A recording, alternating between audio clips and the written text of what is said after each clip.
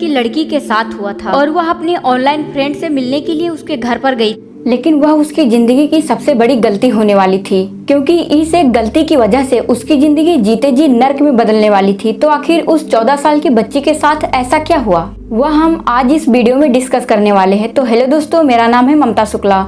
Today discuss about the मिरयोंग gang rape case.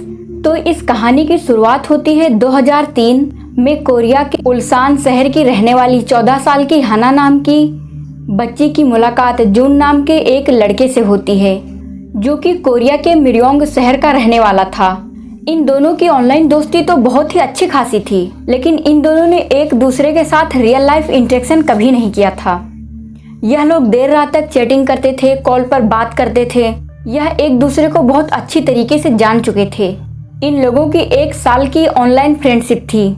तब 1 साल बाद जनवरी 2004 में जून हना से कहता है कि हम रियल लाइफ में मिलना चाहते, हमें मिलना चाहिए, तुम मुझे मिलने आओ। तो हना तुरंत मिरयोंग शहर के लिए निकल जाती है। यह जून के घर के बाहर डोर नॉक करती है तो जून दरवाजा खोलता है, लेकिन उसके हाथ में एक मेटल का रोड होता है।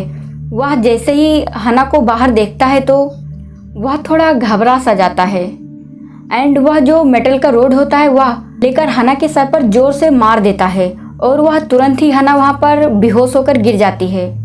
और तब हना को जून घसीटते हुए रूम के अंदर लेकर जाता है और वहां पर जून के साथ साथ 11 अन्य दोस्त और भी उसके रूम में मौजूद होते हैं और इन सब ने मिलकर हना के साथ 1 बाय 1 रेप किया।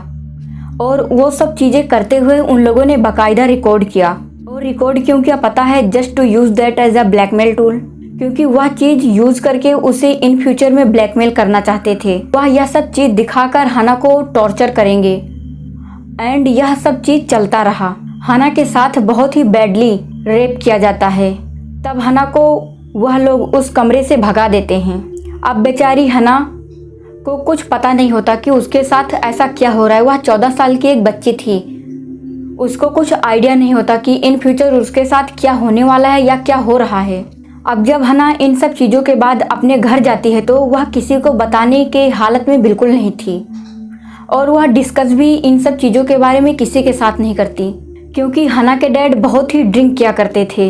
इस वजह से हना के मॉम और डैड उनके बीच में बहुत झगड़े होते थे।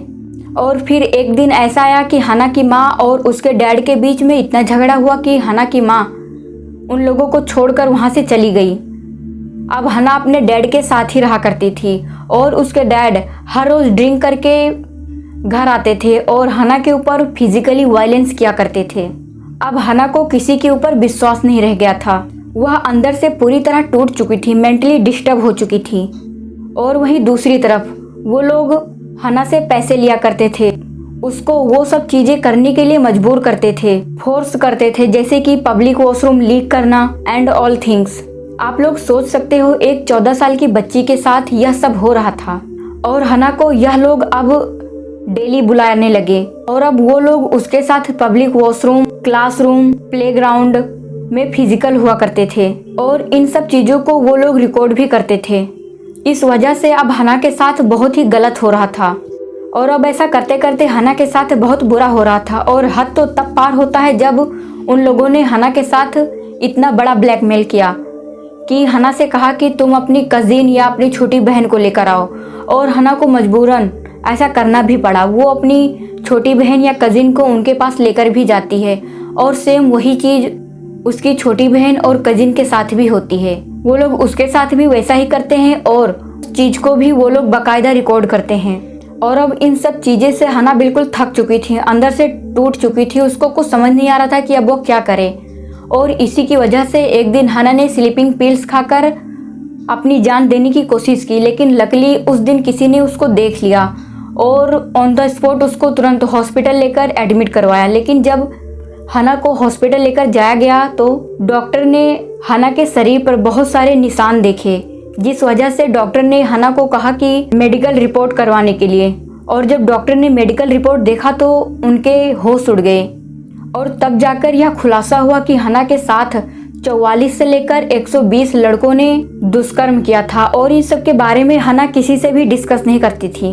और इन सब के बाद जब पुलिस ने हना के आंट को ये सब बारे में बताया तो हना के आंट ने 25 नवंबर 2024 के दिन पुलिस में कंप्लेन दर्ज करवाती है और तब जाके उसके आंट को भी यह पता चलता है कि इन सब में केवल हना ही नहीं है बल्कि उसके साथ 5-6 लड़कियों के साथ ऐसा और उन गैंग मेंबर्स ने गैंग रेप किया था।